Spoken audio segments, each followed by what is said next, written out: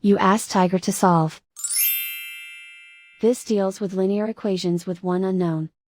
The final result is y equals 4. Let's solve it step by step. Group all y terms on the left side of the equation. Subtract 8y from both sides.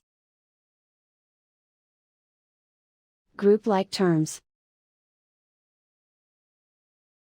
Simplify the arithmetic. Group like terms. Simplify the arithmetic.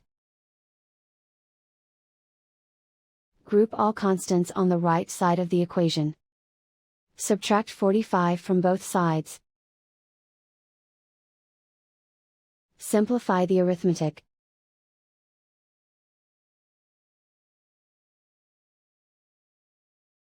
Isolate the y. Divide both sides by -5. Cancel out the negatives. Simplify the fraction. Cancel out the negatives. Find the greatest common factor of the numerator and denominator. Factor out and cancel the greatest common factor. And so the final result is y equals 4.